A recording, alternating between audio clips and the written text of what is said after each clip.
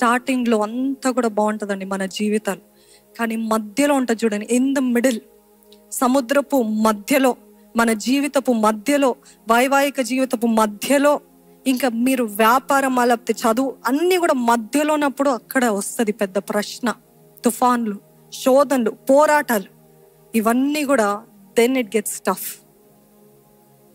దేవుడు మనకు అన్ని డీటెయిల్స్ ఇస్తే బాగుండు, కానీ దేవుడు డీటెయిల్స్ ఇచ్చే దేవుడు కాదు, వివరాలు ఇచ్చే దేవుడు కాదు. నీకు స్టామ్ వస్తుంది అని అంటున్నాడు దేవుడు, కానీ ఆ స్టామ్లో నువ్వు ఎలాగ జయించాలి, ఏ రీతిగా ఉండాలి, ఏం చెయ్యాలి, ఏంటి నువ్వు తీసుకోవాల్సిన జాగ్రత్తలు, ఎలాగ మాట్లాడకూడదు, ఎలాగ ప్రవర్తించకూడదు, ఎలాగ చేతులు, అవన్నీ చెప్పడు దేవుడు. వస్తుంది తుఫాను వస్తుంది అంతే చెప్తాడు. ఇక్కడ కూడా శిష్యులతో అన్నాడు, ఏంటి ఆ గెరాసీను ప్రదేశానికి మనం వెళ్ళాలి అని చెప్పాడు అంతే. Dead God give details?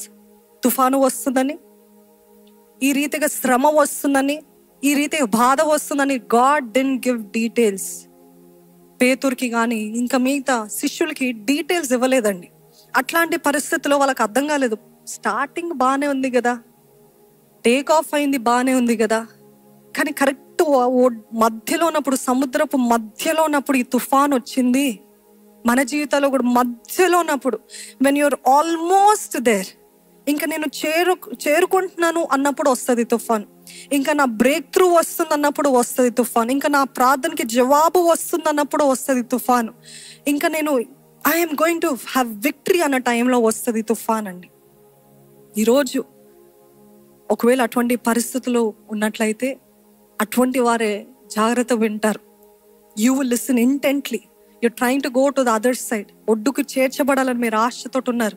Your ప్రీడిస్టైన్డ్. దేవుడు అన్నాడు, ఈ సముద్రము నుండి ఇక్కడ వరకు మీరు వెళ్ళాలి. ఇదంతా బాగానే ఉంది. వాగ్దానాలు, చాలా మందికి వాగ్దానాలు ఉన్నాయి.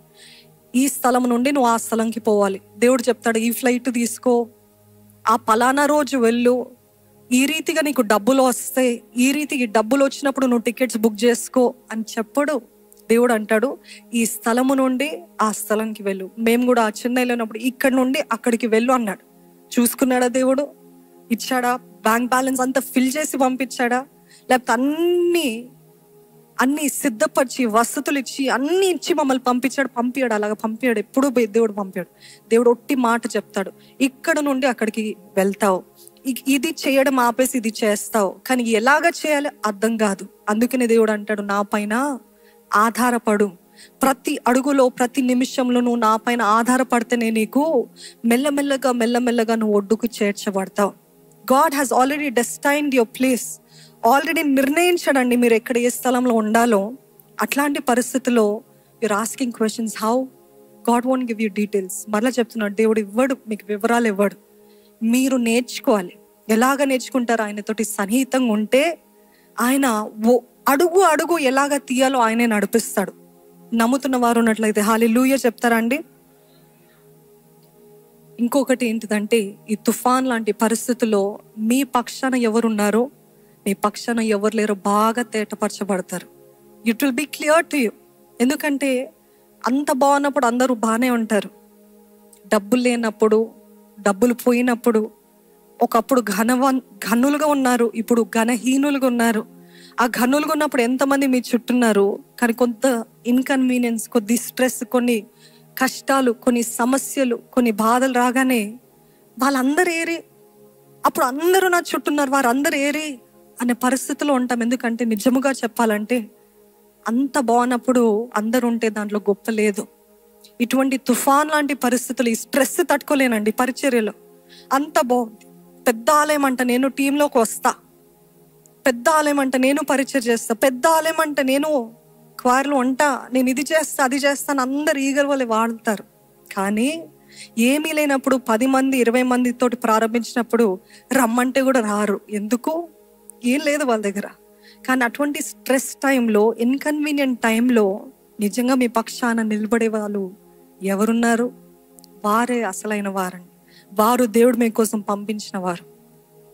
ఈరోజు తుఫాన్లు అనేది అందరికీ వస్తుంది, కానీ ఒకటి నమ్మాల్సింది ఏంటిదంటే, మనకి వివరాలు దేవుడు ఇవ్వకపోయినా, ఏ రీతి అయితే ఒక ఏరోప్లేన్లో ఒక లైఫ్ మాస్క్, ఒక లైఫ్ వెస్ట్, ఒక ఆక్సిజన్ మాస్క్ ఈ రీతిగా ఉంటాయో, అదే మన జీవితంలో కూడా తుఫాన్ లాంటి పరిస్థితులు ఈ వాక్యము మనల్ని నడిపిస్తుందండి. నమ్మిన వారు ఉంటే బిగ్గరగా బైబిల్ ఎత్తి హల్లెలూయా చెప్తారా? ఈ బైబిలే, ఈ వాక్యమే మనల్ని నడిపిస్తుంది.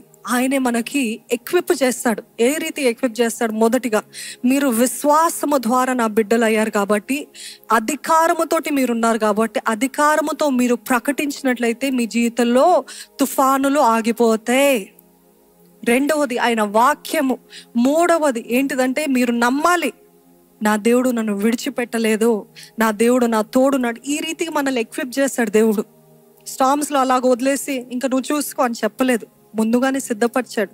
ఏ రీతి అయితే ఆ ఫ్లైట్ అటెండెన్స్ సిద్ధపరుస్తారో, మన జీవితంలో కూడా దేవుడు ముందుగానే సిద్ధపరుస్తున్నాడు. ఒకవేళ ఈరోజు ఈ వాక్యం మీకు చెల్లదు, ఎందుకంటే you're happy, you're joyful, everything is going smooth, but there is coming one day when you will face storms, భయంకరమైన తుఫాన్లు మీరు ఎదుర్కొంటారు. అప్పుడు ఈ వాక్యము దేవుడు ముందుగానే ఎక్విప్ చేస్తాడు. హల్లెలూయా. ముందు వచ్చే తుఫాన్లకి దేవుడు ఈ రోజు సిద్ధపరుస్తున్నాడు, లేకపోతే ఇప్పుడు వెళ్తున్న తుఫాను గుండా దేవుడు ఈ రోజు మీతో మాట్లాడుతున్నాడు. నేను నిన్ను ఎక్విప్ చేస్తాను, మర్చిపోకు. ఇటువంటి తుఫాన్ లాంటి పరిస్థితుల్లో ఏ రీతిగా ఉండాలి, నేను నిన్ను ఎక్విప్ చేస్తున్నాను, నేను నిన్ను సిద్ధపరుస్తున్నాను, భయపడకు, బెదిరిపోకు. ఈ తుఫాన్ లాంటి పరిస్థితుల్లో మనం జ్ఞాపకం ఉంచాల్సిన కొన్ని విషయాలు నేను చెప్తానండి. మొట్టమొదటిగా, తుఫానుని మనము సరి చేయలేము. You cannot fix it. తుఫాను ఆగిపో, తుఫాను వెళ్ళిపో అని కాదు. ఇప్పుడు యేసు ప్రభు తుఫాను ఆగిపో అని చెప్పాడు కాబట్టి ఆగిపోయింది. నేను కూడా ఆగిపో అని చెప్తే తప్పేం లేదు. కానీ దేవుడు నిర్ణయించింది ఏంటిదంటే, మన జీవితంలో ఈ తుఫాన్ గుండా వెళ్ళే ప్రతి ఒక్కరూ దీన్ని ఎలాగ సరి చేయాలి, ఈ తుఫాన్ ఎట్లా ఆపు చేయాలని ఆలోచించడం ఆపి, ఈ తుఫాను గుండా నేను వెళ్ళి ఎలాగ బయటికి రావాలనే ఆలోచనతో ఉండాలి. అర్థమైందా అండి? It is not about you fixing the storm or stopping the storm. It is about you surviving and coming to the shore. ఒడ్డుకు వచ్చే వరకు నేను ఎలాగ దూసుకుంటూ వెళ్ళాలి, నేను ఎలాగ ఈదుకుంటూ వెళ్ళాలి, నేను ఎలాగ బ్రతికి ఉండాలి. ఫస్ట్ ఆఫ్ ఆల్, తుఫాన్లు వచ్చినప్పుడు మన జీవితంలో అసలు బ్రతకాలనిపించదు. ఆ తుఫాన్ లాంటి పరిస్థితులు మీకు ఎంతమందికి అలవాటు ఉందో లేకపోతే అనుభవం ఉందో నాకైతే తెలియదు. కానీ తుఫాన్ లాంటి పరిస్థితులు నిజంగా దాని గుండా వెళ్ళే వారికి అసలు బ్రతుకు పైన, జీవితం పైన ఏమాత్రం ఇంట్రెస్ట్ ఉండదు. You don't even feel like living. అట్లాంటి ఘోరమైన తుఫాన్ లాంటి పరిస్థితులు. దేవుడు అంటున్నాడు, don't try to stop it, try to survive, try to fight through it, try to swim through it. దాని గుండా, దాని లోపల నుండి నువ్వు బయటికి రావాలి, ఒడ్డుకు చేర్చబడాలి. ఇక్కడ చూసినట్లయితే యేసు ప్రభు చక్కగా నాప్ తీసుకొని పడుకున్నారండి. ఆ దోణిలో ఆయన పడుకున్నాడు. ఎందుకు అని అంటే, ఈసారి యేసు ప్రభు అన్యుల దగ్గరికి వెళ్ళి ఆయన కార్యం, ఆయన శక్తిని కనపరచబోతున్నాడు. జెంటైల్స్ దగ్గరికి వెళ్ళి, గెరాసీన్ లాంటి యూదులు కాదు, అక్కడ వెళ్ళి దేవుడి మహిమ ఏంటో, దేవుని పిలుపు ఏంటో చూపించడానికి వెళ్తున్నాడు. It is unimportant. So it is fine. He knew how important this trip was. He knew how much rest was important. కావాలని పడుకున్నాడు అని అనుకుంటారు చాలా మంది. No, he was a human. లోకంలో శరీరధారిగా ఉన్నాడు కాబట్టి ఆయనకి నిద్ర వస్తుంది, ఆయనకి ఎమోషన్స్ ఉంటాయి, ఆయనకి అన్ని రీతులుగా శోధనలు ఉంటాయి, శరీర కార్యాలు అన్నీ ఉన్నాయి. ఆ రీతిగా he was taking a nap. ఇక్కడ చూసినట్లయితే దోణకి సాదృశ్యము ఆలయము. అర్థమైందండి? దోణకి సాదృశ్యము ఆలయము, సంఘము. ఓడకి సాదృశ్యము, దోణకి సాదృశ్యము సంఘము, సముద్రంకి సాదృశ్యము లోకము. ఈరోజు ఆ లోకము గుండా ఈ ఆలయం అంటే ఈ ఆలయం ఒకటి కాదు, క్రైస్తవులందరూ, విశ్వాసులు, సంఘము వారు వెళ్తూ ఉన్నారు. ఆ దోణిలో ఉన్నవారు నువ్వు, నేను, మీరు, నేను. ఆ రీతిగా చూడాలండి. ఎప్పుడు చూసినా సముద్రము లోకానికి సాదృశ్యము, ఓడ అనేది ఒక సంఘానికి సాదృశ్యము. ఆ ఓడలో ఉన్న పేతురు, శిష్యులు అంటే మనకి సాదృశ్యం, మన జీవితానికి సాదృశ్యం. ఈరోజు ఆ దోణ గుండా వెళ్తున్న మనం అందరం కూడా జ్ఞాపకం చేసుకోవాల్సింది ఏంటిదంటే, ఒంటరిగా పోరాడలేమో, ఒంటరిగా నేను చేయగలుగుతాను అనుకోకండి. దోణిలో ఉంటే క్షేమము. ఆ రీతిగా ఉన్నప్పుడు ఒక్క మాట చాలండి సేవకులది, ఒక్క మాట చాలు తోటి విశ్వాసులు, ఒక్క ప్రార్థన చాలు.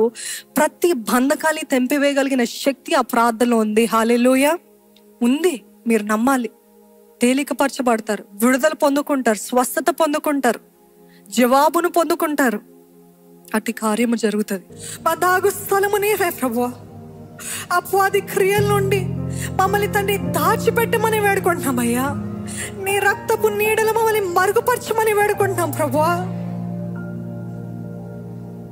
జయము దయచేయి, విజయోత్సాహము మాకు దయచేయి, విజయ ధ్వని మా నోట్లో ఉంచమని వేడుకుంటున్నాం ప్రభువా. పోరాడే శక్తిని దయచేయి, పోరాడే బలమును దయచేయి, ధైర్యాన్ని దయచేయి, అధిక విశ్వాసము దయచేయి. నీ శక్తితోటి నింపు, నీ వెలుగుతోటి నింపు. ఇప్పుడు మాకు కనపడుతున్న అంధకార పరిస్థితి, అంధకారము కొద్ది కాలము వరకే, కొంతకాలము వరకే నమ్మటానికి మాకు సహాయం చేయి. There's always a light at the end of the tunnel. నీవే వెలుగునిస్తావు, నీవే మార్గాన్ని చూపిస్తావు, నీవే మా తలనెత్తుతావు, నీవే మాకు జయాన్నిస్తావు.